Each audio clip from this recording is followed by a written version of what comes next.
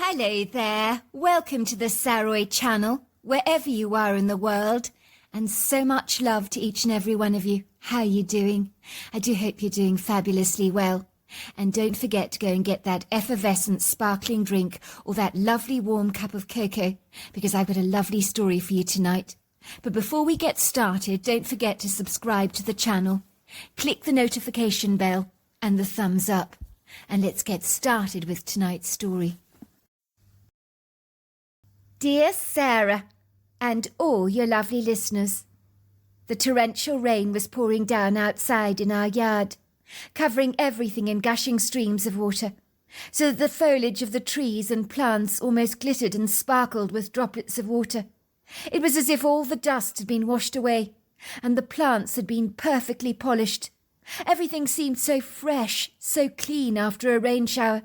The ground hungrily soaked up this downpour with a magnanimous appreciation. Even after the rains, I would marvel how luxuriously green the turf would become, how the flowers and plants responded to the soaking rain by bursting into fragrant blossom and growing so much more vigorously. The rain always had a positive, ebullient effect on my mood. I know for many people, rain showers might positively be irritating, miserable even, but not for me, never for me. My sister Jennifer was a year older than me.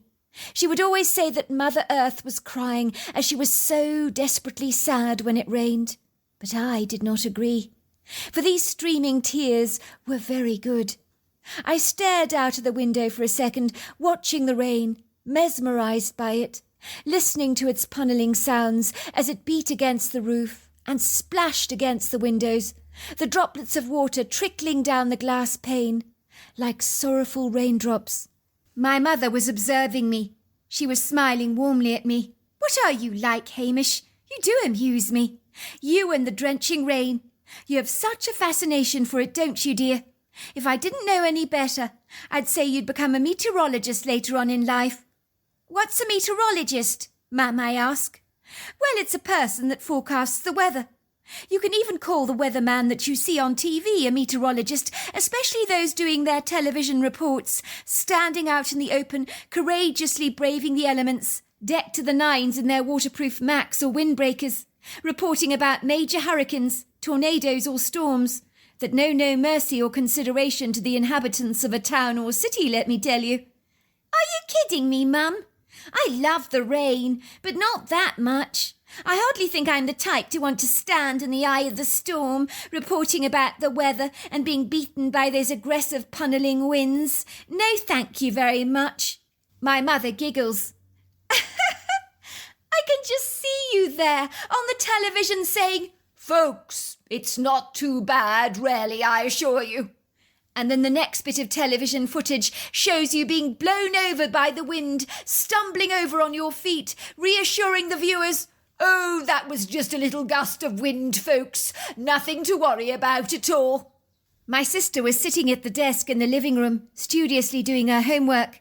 She roars with laughter as she looks up at us. "You're right, Mummy. I can imagine Hamish reporting about the weather, pretending all was well, but hanging on for dear life to a telephone pole as the wind almost carries him off in the wind, but still saying defiantly to the camera, 'Folks, it's not as bad as it looks. It could be worse.' It's the sort of thing that Hamish would definitely do." "Why's everybody making fun of me today?" I say, looking from my mother to my sister, who are twinkling with amusement at the very idea of me presenting the weather to an audience of North American viewers, while being subjected to tumultuous weather conditions and blasting wind. They love the idea of that. "No, we're not, Hamish," said my mother affectionately, giving me a nudge. "Why can't we tease you? We're only having a bit of fun." I was watching the rain with my knees on the settee, glancing out through our large glass windows that overlooked the green turf of our front yard, the street, and the long grey ribbon of asphalt. Our two beloved King Charles spaniels, Bouncer and Bo Peep, were standing on the couch next to me, looking out through the window. In a trice they began to bark excitedly, wagging their tails at something that I hadn't seen. And that was when I heard the sound of footsteps, the rattle of the postbox as the letters crashed onto the carpet with a loud thump. and I could see the postman wearing a blue mac, pulling his hoodie over his head as he hurriedly dashed down our drive, while the rain continued to beat down. Our 2 dogs dutifully scrambled to the entrance hall to collect the post in their jaws, which they obediently dropped at my mother's feet, a trick they'd learnt from my father. They also ran down the drive on a Sunday morning to collect the papers for my father, but sometimes their teeth did manage to pierce the paper, which was rather unfortunate. "Very good girl, very good boy," says my mother, patting the dogs, giving them both a biscuit, as she retrieves the mail and plops it on the desk next to my sister. "I'll look at that later. It looks like a bunch of bills and advertising for double glazing. Why can't we ever get anything exciting in the post these days? In my day, the post was actually exciting. Not anymore." My mother retreated into the kitchen, returning to the living room with a bowl full of buttered breadcrumbs. She pulled back the sliding doors that led onto our wraparound porch and ambled down the short line of steps to the lawn. She wasn't bothered by the interminable rain that was punneling down harder than ever before, with no promise of a reprieve in sight. I watched her throw out the breadcrumbs, tossing them generously everywhere she could. In what seemed like seconds, the lawn was covered with hundreds of our feathery friends. My mother always solicitously thought about the birds when the weather was cold and wet, and then she would dutifully throw out breadcrumbs for them, no matter how chaotic her own personal schedule was. The birds were appreciative, as they were right now, hungrily filling their beaks with crumbs. Our yard was covered with sparrows, finches, chickadees, and nuthatches. They were such a pleasure to watch. The quintessential cat TV. But our cat Wallace was lying on one of the other sofas, not budging from his cosy retreat, but when he did hear the tweeting sounds, he sat up at once, taking notice. Then, true to form, his instincts rolled into motion, and with curious ears perked forward, he gracefully padded over to the window ledge and buoyantly bounced onto the sill. Wallace was spellbound, glued to the spot, his tail twitching, his face animated, watching the birds, and he made a funny sound at the back of his throat that made us all laugh. I'm sure Wallace would have liked nothing better than to stalk those birds, but he knew better than to get soaked to the skin. Wallace loathed getting his coat wet. I'll never forget the time he accidentally jumped into the bath, not knowing it was full of water. Luckily the water was cold. Boy, did that cat get the shock of his life, emerging from the bath looking like a drenched rat. That's the closest that poor Wallace ever came to having a full-on wash, and never again. Wallace loathed water. My mother came back into the house, wiping down her blue and white check dress, while drying the long strands of her dark brown sopping hair with a towel. Oh dear, look at me. I got quite drenched. I'm soaked to the skin. But sometimes you have to defy the elements for the good of the wildlife, don't you? I think we should always play our part in helping nature. I mean, those birds have a hard enough life fending for themselves anyway. I imagine it's not easy for them. Me and my family lived in a green leafy neighbourhood in Portland, where most of the detached houses had their own front and back yards. The street was elegantly lined with a statuesque, rather showy selection of honey locust trees. The convivial, friendly neighbourhood was pleasant, and many of the people here knew each other and were on first-name terms. But even if they didn't, people would give you that quintessential friendly nod when they crossed your path. I considered our house one of the prettiest houses in the street. I'm not being biased, it really was. My mother fastidiously attended to the front yard, with the same loving care she showered on the birds. I had even caught her talking to the plants once. She insisted that if you talked to the plants, they would respond to you. I didn't believe her at first, but she potted up 2 plants once to demonstrate this fact to me. She spoke to one, and the other she did not. And sure enough, the one she spoke to tripled and quadrupled in size, and was covered in an abundance of blooms, while the other pot plant looked rather bedraggled and sorry for itself. My father described my mother as having green fingers, so our house had oodles of curb appeal, with a neat manicured hedge that fringed the front yard, flower pots and beds ablaze with colourful perennials in summer and spring. Our house was 80 years old, but it was a classic style that was timeless and would have fitted on any street, in any generation, any time, in any period of history, and not look out of place.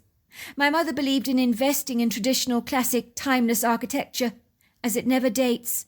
She claimed if you brought some ultra-modern house, within no time at all it would become dated, when new innovative architecture styles come along to steal their thunder. I knew she was right. My father worked during the day in downtown Portland, in a world where everything revolved around numbers, figures, overheads, stuff like that. I knew I'd never follow in his footsteps, as math was my least favourite subject at school. I found it tediously boring. I was much more inclined to like English, history and the arts. I also thoroughly enjoyed sport. "Mum," I say, looking up at her earnestly when she comes in from feeding the birds with her bowl now empty. "I think Robert is a thief. I'm sure he's stolen stuff of mine." My mother looks aghast at my sudden confession. "Why are you telling me this now? What a strange thing to say, sweetheart. Are you sure? You must be careful making allegations like that. You can't just accuse someone for no reason at all. He seems like such a nice boy. His parents are always delightful. We've known him for years. I'm sure you're wrong, dear. Maybe you've misplaced the item. It can easily happen, you know." "Mum, I wish you'd listen to me. I promise you, Robert is definitely stealing stuff of mine. After we've been playing together in my bedroom, sometimes stuff just mysteriously goes missing. It can't be a coincidence. Daddy says that there's no such thing as coincidence." Robert lived in our neighbourhood, several houses down from us, in a rather ugly-looking bungalow, which had a dark, oppressive look about it, with windows shaped like eyes. I'd never seen a house like that before. It was also dark and dingy on the inside, decorated with Gothic furniture, and his mother wasn't the greatest housekeeper, so there was always cobwebs floating all over the place. I don't think his mother was acquainted with a duster. Sometimes I would cough and splutter in the house from all the congealed dust. Over the years, me and Robert had become the best of friends. We'd often cycle around the neighbourhood together and spend our time playing all kinds of computer games. It seemed nonsensical that he would steal from me, but every time he left my house without fail, something seemed to have gone missing, and it was always something he'd shown a fleeting interest in only moments before, like great-looking marbles or a model car, even a nice sweatshirt, sneakers, jackets, stuff like that. Sometimes my stuff would disappear and then miraculously reappear months later, possibly when he got bored of it, or it had become so worn out it was struggling to hold itself together. I would find the mysterious, paradoxical disappearance of my things very upsetting, and would search high and low for the missing item, wondering how something could nebulously just wondrously grow legs and walk off the face of the earth, never to be seen again. I'd find myself second-guessing myself, thinking that I just had to be losing my mind, but there was definitely something schemy, sneaky, and cunningly disingenuous about my best friend. I guess I'd always known that, but I really didn't want to admit it to myself. When I went to play over at his house, he was always lying to his mother, with a bare-faced audaciousness. In truth, at first I clandestinely admired the brass nerve of his brazen audacity. You see, I would never have had the courage to lie to my mother, in the masterfully underhanded, manipulative way that he did. I remember once his mother asked what had happened to the last 2 cheesecakes that were left in the refrigerator, that she and her husband were planning to enjoy to celebrate their wedding anniversary later that evening.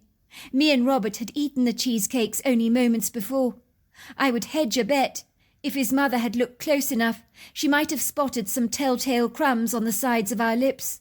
He looked at his mother with an unabashful straight face, as if butter wouldn't melt in his mouth, and would say artfully, "Mum, I saw you eating the cheesecakes earlier on.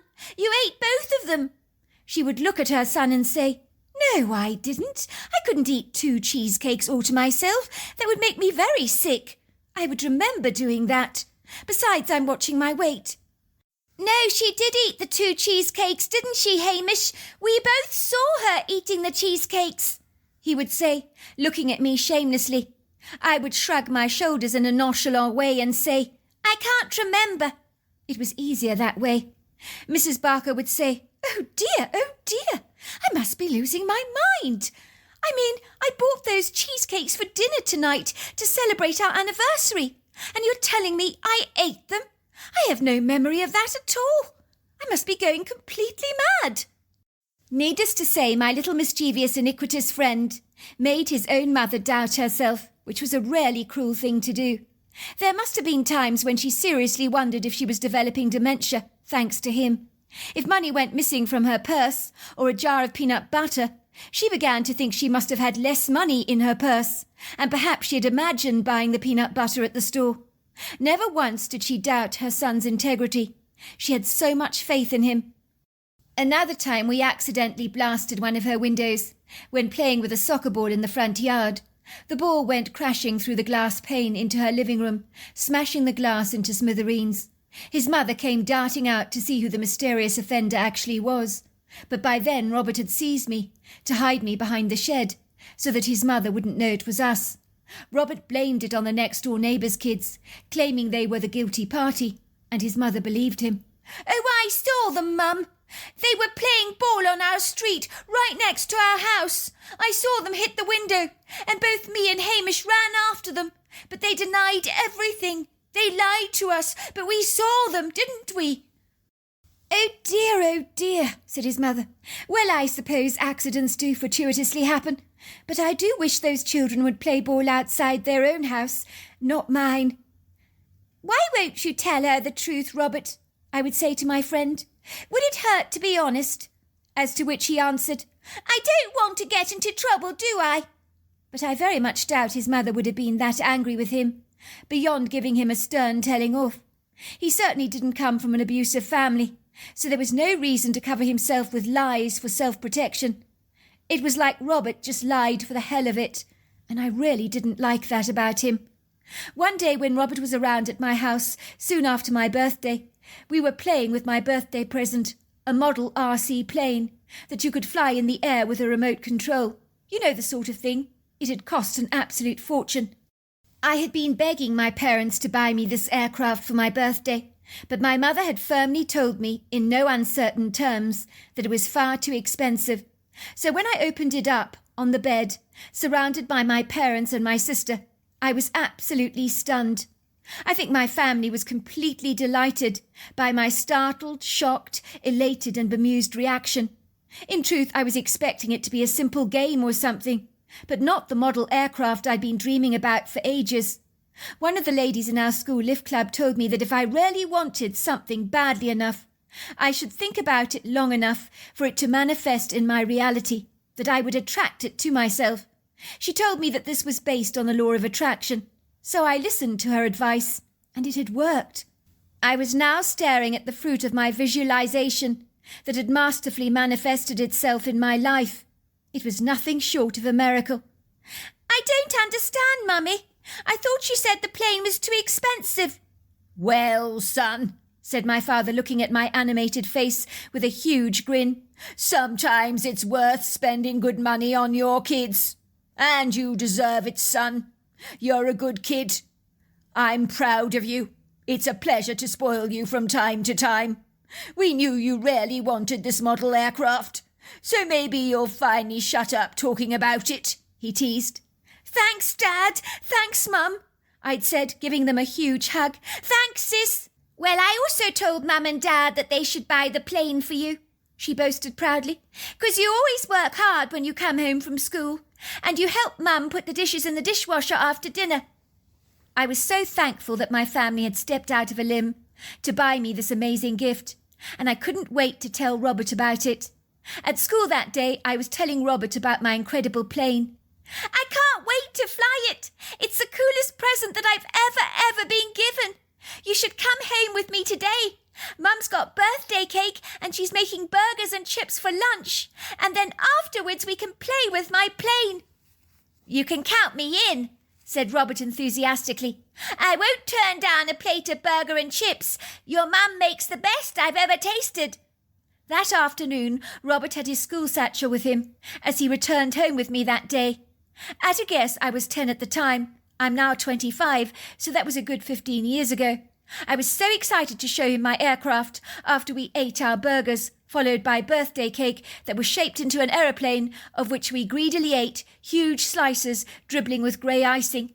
"Come and see what I got for my birthday," I told Robert excitedly, guiding him into my bedroom and opening up the cardboard box to pull out the plane and its controls. I remember Robert was speechless, or dumbstruck might be a more appropriate word to actually use. He went quite literally green at the gills. The model aircraft had cost a fortune, but I'll never forget the jealousy on his face. Robert could not hide it even from me. I watched him examining the aircraft with an expression of unsullied awe on his face. I could see him gliding his fingers down the craft as he stroked the model aircraft lovingly in his hands like a cat, and he looked up at me and said, "When I'm older, I'm going to be a pilot, you know." I looked at him incredulously. I'd never expected him to say that, not for even a moment. "You never told me that." "You never asked, but since I was little, it's always been my big, big dream." "Why?" I asked him. "'Cause I've always wanted to fly like a bird, and since I can't be a bird, I'll have to be a pilot. It's the next best thing." When we went to play with the model RC aircraft out of doors, we watched it whizzing in the air, being guided by our controls. I could see his face light up, like the Christmas lights at the ship parade in Portland, when the ships are illuminated with hundreds of lights here. I've never ever seen anyone more enamoured, more captivated by my present than he actually was. The trouble was it wasn't his present, but it was obvious he would have liked nothing better than to own it. Needless to say, we played with the plane for ages, our faces glowing with pleasure from the fun we'd had. Finally, I put the plane in the cardboard box, replacing it in the large storage drawer underneath my bed. And the following day, when I went to remove my plane from the box, it was gone. I was gutted. I felt as if I'd been smashed across the head with a bucket of ice-cold water. This wasn't even funny. I was filled with an uneasy feeling about all this. I knew at once that Robert had taken my plane, and I was so furious that I phoned him at once, demanding he gave it back to me. But as I could have predicted, Robert refused to acknowledge he had stolen my aircraft, and much like he did with his mother, he almost succeeded in making me doubt myself. He was very good at that. "I want my model aircraft back, Robert," I tell him on the phone. "This isn't funny. You've stolen it from me, and you better give it back or else." "How can you say that, Hamish? I'd never steal anything from you. That would be ridiculous. You're my best friend. I can't believe you would think so badly of me. I liked your plane, true enough, but I would never steal such a treasure from you. I know how much it means to you. I'm so hurt that you would have such a low opinion of me. You must have misplaced your plane. Maybe you forgot where you put it last, but I didn't take it. I'm sorry you've lost it, I really am, but it's not my fault." "Well, explain to me, Robert, why you're the last person to play with my plane, and now it's conveniently missing. The coincidence is remarkable. And don't you remember you went back to the bedroom to say that you'd left behind a textbook? Were you really just taking my craft and stuffing it in your satchel? That's what you did, didn't you?" "Don't be like that, Hamish. Are you calling me a thief? I'd never ever take your plane. In fact, I don't need to listen to this. This is crazy. You can't speak to me like this." "Robert, you always lie to your mother about everything. You make her think she's going crazy. Why should I believe what you're telling me is true about my plane?" "I might lie to my mother, Hamish, but I would never, ever lie to you. You're my very best friend, and best friends don't lie to each other." "I'm sorry, Robert, you're right. I must have mislaid my plane. I better have a better look for it. What was I thinking? You're my best friend. You'd never steal from me." Suffice to say, I knew Robert had stolen my plane. I was an idiot, and I knew I would never ever invite him back to my home again, not with his light fingers. But he was still my best friend, despite everything, and I valued our friendship more than my plane. I would play with him on the street or at his home, but I would never ever let him come back to my house again. It wasn't worth the risk, as it seemed he had sticky fingers. I was so hurt he'd stolen my plane from me, but I didn't have the heart to tell my parents about what had happened. Besides, my mother refused to believe that Robert was capable of such duplicity. But I clandestinely shared what had happened with my sister Jennifer, I needed to share my angst with someone, and I knew Jennifer would be sympathetic. Even though she was only a year older than I was, she had a sagacious, rather savvy head on her shoulders, and was always able to think outside the box and find a solution to a problem. But I had no comprehension how out there her suggestion would actually be. "What? He stole your plane? You kidding me? That's disgusting. You know how expensive that thing was. Our parents spent a fortune buying it for you. How could Robert do such a horrible thing to you? Isn't he supposed to be your best friend?" "I thought so, but some best friend he's turning out to be. I can't understand why he took my plane like that when he knew how much it meant to me. I'd been talking about it for weeks to him." "I always thought he was a sleazeball," says my sister. "You've got to get that plane back." "How? There's no easy way to get it back. Put it this way, even if I do manage to get into his bedroom, he'd have hidden it somewhere that I'd never be able to find it. Besides, he'll be there with me.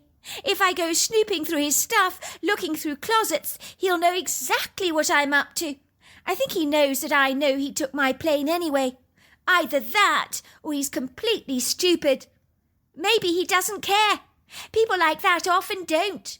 My guess is he wanted that plane more than he cared about your friendship. Did you not say that his family was going away during the long weekend? We could break in to their house while they're away. Are there any windows we could actually climb through in his home?" "Sis, are you being serious? We can't break into their house like that. I can't do that. It's illegal." "Well, have you got any better suggestions?" says my sister, staring at me defiantly through her earnest blue eyes. "The question is, Hamish, how much do you actually want to get your plane back? It's not like we're doing anything wrong. Well, not really. We're righting a wrong, removing something from his house that belongs to you. If we don't do this, you can say goodbye to your plane forever, 'cause you ain't going to ever get it back." "But what if Robert knows I broke into his house to get my plane back?" "Well, if he denied ever taking it, he's hardly going to phone you up and complain that you stole your plane back, because then he has to admit he stole it in the first place. So did you say there are any windows we could break into?" "No, their windows are shaped like eyes, so we won't be able to access them. But the family do have keys for the sliding door. I know where they keep the spare. I could steal the spare key." "How will we be able to break into their house during the day, though? People on the street walk around that area. We would look very suspicious, don't you think?" "We won't break in during the day, silly. We'll creep out between 1 and 2 in the morning. By then, everybody in the street will be fast asleep. Are you up to it, Hamish? I don't want you chickening out on me at the last minute." She pauses for a moment. "That reminds me. Do they have a security alarm system or not?" "No, they don't. They were thinking about getting one, but they haven't got around to it yet." "Whew, that's a relief then. Good, well, we're going to have to get that sliding door spare key. Well, you're going to have to get it, and then we're going to be good to go. But it's up to you to get the key, or otherwise this plan is just not going to work for us, is it?" And so it was on a fine summer's night, when the temperature in Portland was pleasingly pleasant. I'd fallen blissfully fast asleep, knowing full well that in a few hours I'd be woken up by my dutiful sister. My sister was determined to get my plane back. She felt exceedingly aggrieved that it had been stolen from me, but I still felt apprehensive about the idea of breaking into Robert's house, even when his family was away. But my sister was right. If I wanted my RC plane back, this was the only way it could be done. I had gone to bed in my clothes that night, so that when she woke me up, I would only need to put on my trainers, and I'd be good to go. When my sister shakes me wide awake, I began to grumble, as I'm locked in a pleasing dream, and I really don't fancy getting up now. My sister is tenacious and continues to shake me. "Honestly, Hamish, wake up! If you want your plane back, this is our only opportunity to get it back for you. It's now or never." I sit up in my bed, wiping the cobwebs of sleep away from my eyes, and yawning. "What time is it, sis?" "It's 1:30 in the morning. The street is quiet. I've looked outside. Mum and Dad are fast asleep in their bedroom. Their door is closed, but the dogs are in there, and I can hear snoring. But we've got to be very quiet. We don't want our dogs to wake up and start barking. You know what they can be like. If Mum and Dad hear us slipping out of the house, they'll do their nut." Me and my sister walked down the sweeping staircase in our socks, carrying our sneakers in our hands to avoid causing any squeaking sounds on the landing to arouse my parents' attention. The night light is always left on in the passage so we can see our way clearly. Finally, we're in the kitchen, putting on our sneakers. Then we slip through the back kitchen door, which groans in protest as it squeaks open. We lock the kitchen door behind us, leaving the key under a terracotta pot filled with basil.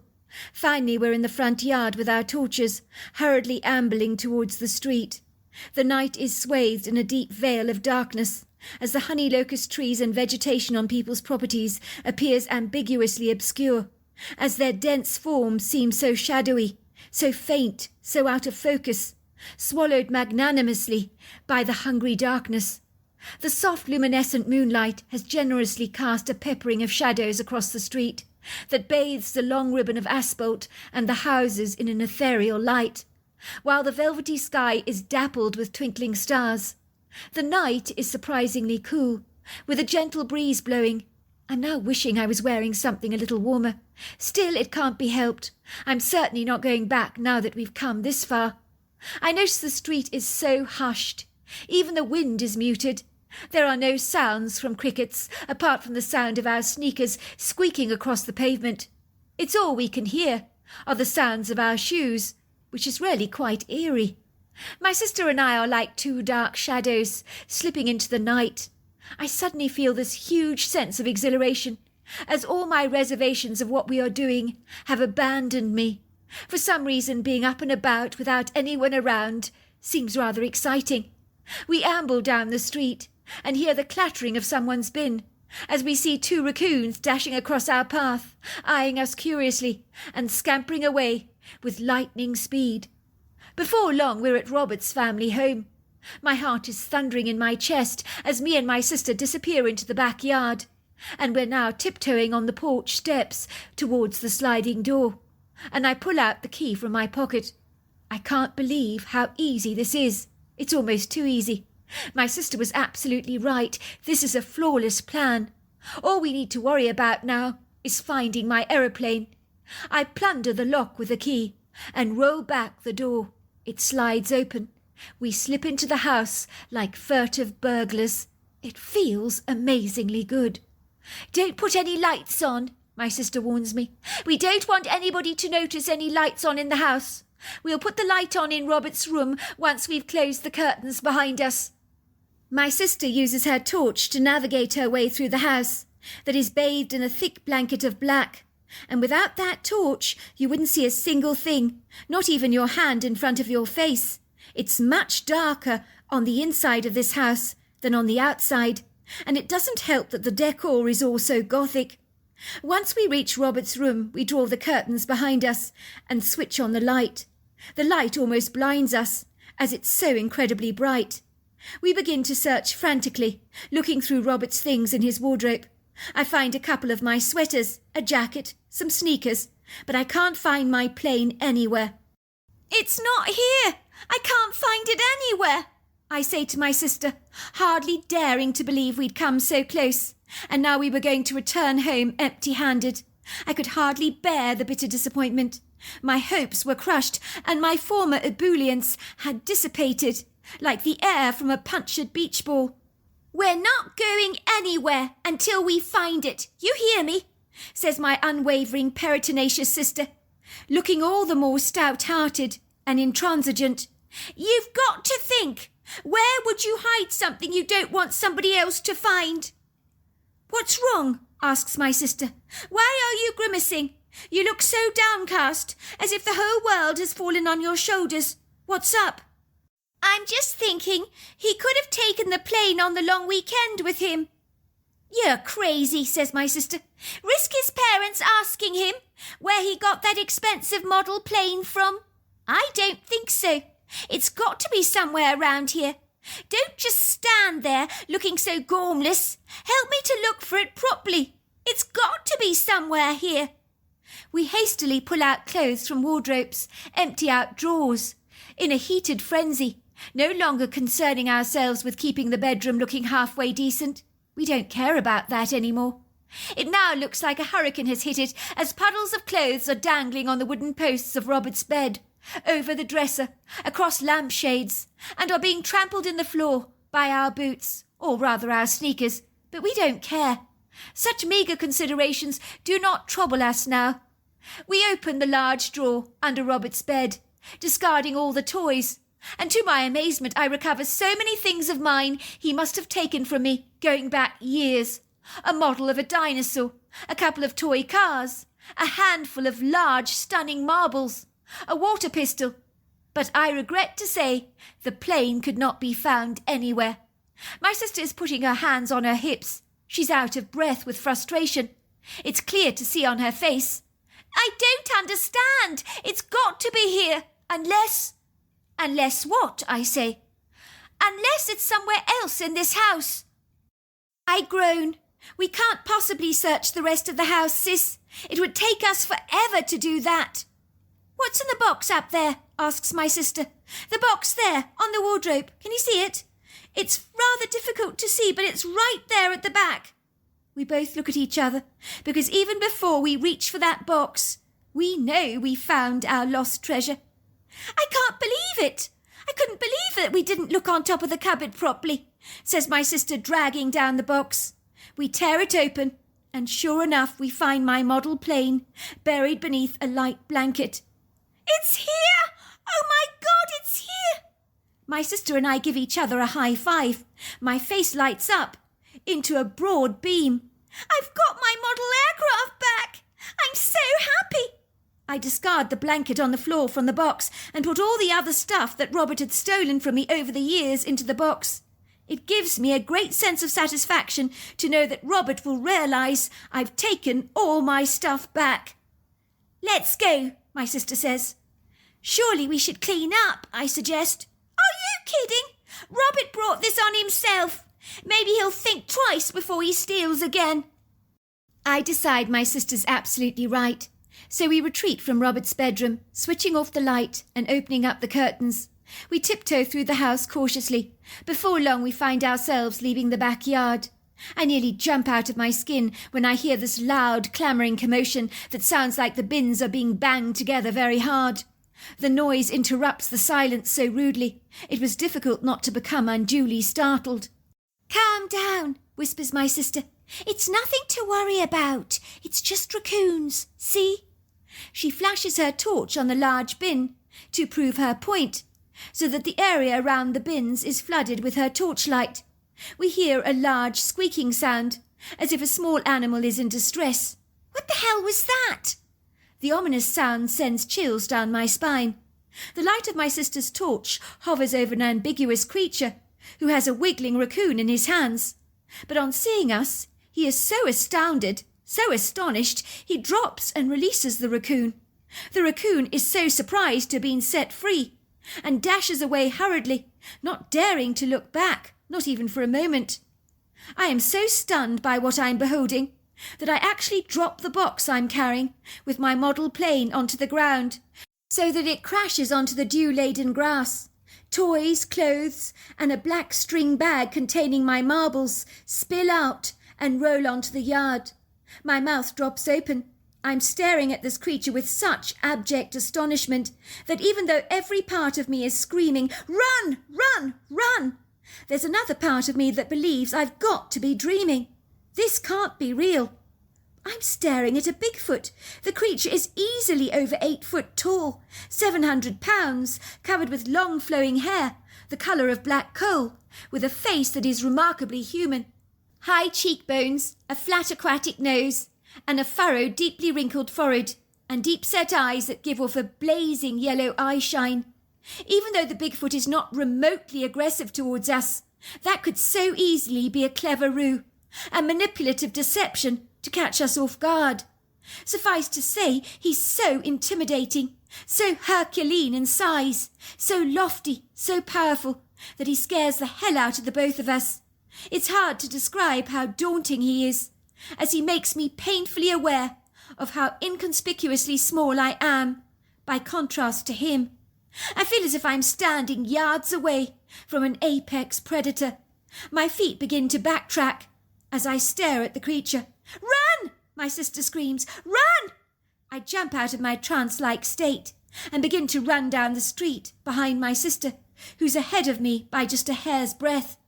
My heart thunders through my chest. My legs run like they've never run before, as the adrenaline courses through my bloodstream. Then I hear the creature chasing us. Oh my God! Oh my God! The ground heaves, thunders, groans and vibrates as I hear his ponderous feet bashing the ground with heavy jolts. It sounds as if he's banging heavy, clanging frying pans together. My heart is booming so loudly in my ears. Oh my God! This thing is going to kill us! I want to scream. I really do. But I can't. My jaw is locked together. My fingers are clammy and sweaty. My breath is furiously fast. I can feel sweat pouring down my face. I can feel the creature's moist breath breathing on my neck. Then I feel the most terrifying feeling of all. A hand grabs me from behind, and I turn to find myself staring into the Bigfoot's eyes. He grunts. He lets go of his hold of me, and then hands me the box of my stuff that I'd dropped on the ground moments before. I then hear the audible words in my head. How was the creature speaking to me? "I might look scary, but I'm not. I didn't mean to frighten you." The creature then turns around and walks away. "Give him some of your marbles," my sister says. "Bigfoots love marbles. I remember reading about it. Go on, hurry up before he goes away. He's so very nice. We got him all wrong.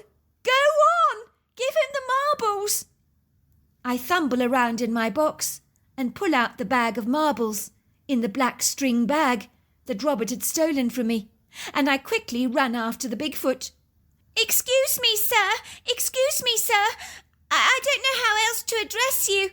He turns around to look at me directly, and in that moment I am truly humbled. I can see the creature has the kindest eyes I have ever beheld. How could I have been so frightened of him? How could I have got him so wrong? I feel ashamed of my hasty reaction. Could I have personally offended the creature? It would seem so. "This is for you," I say, dropping the bag of marbles into his large hands. I notice his fingers are so big, but they're trembling with excitement. They quickly open the velvety black string bag. The Bigfoot pulls one large marble after another out of the black string bag and inspects them closely. I'll tell you, those marbles were pretty special, filled with glitter and exquisite colours, given to me by an aunt of mine who has an eye for beautiful things. If I thought that Robert was enthused the first time he'd seen my model aircraft, it was nothing on the Bigfoot's reaction to my marbles. The Bigfoot was absolutely thrilled with my gift. His eyes lit up and almost danced with joy as he examined one marble after another, looking up at me with bright, twinkling eyes. He let out a whistle as if to say, "These are so awesome." He reaches out to pat me gently on the cheek, and I hear in my head, "Beautiful, quite beautiful. Thank you. I'll always treasure." I couldn't believe the creature had actually spoken to me telepathically. I mean, how does that actually happen? My sister and I watch in awe as we see him glide away. He moves with such an elegant grace. My sister and I were hugging each other impulsively. "We saw a Bigfoot! We saw a Bigfoot!" we both say, jumping up and down, as if all our Christmases had come at once. Indeed, it felt like they had. It was like in one night, astonishment had bounded into fear, and fear into joyful appreciation and wondrous awe. I knew that this would be a night that I would never, ever forget. And all these years later, I consider it one of the most exciting things to have ever happened to me. It was a privilege and honour to meet such a majestic creature, but there was something outer-worldly about him that I still can't put a finger on. To cut a long story short, retrieving my plane from my friend's house was nothing on encountering that Bigfoot. I am convinced he must have come from the wooded area at the end of our road, that all those years ago had not been bulldozed to make housing developments. When my friend discovered his room had been ransacked, he did actually phone me. "So you got your stuff back then? Thanks for leaving my room in such a tip. I got into a heap of trouble with my parents for the bomb site. It was no more than you deserved. Why did you steal all my stuff anyway?" "Well, it wasn't a big deal." I'm so glad all these years later, Robert and I remain good friends. He has left the days of thieving behind him. We even joke about it now. But back then, it was no laughing matter. But believe it or not, Robert did become a pilot. And now he's very strict about his children ever lying to him. So there you are. That's my story. Wow, what an incredible story. Until next time, goodbye and good night.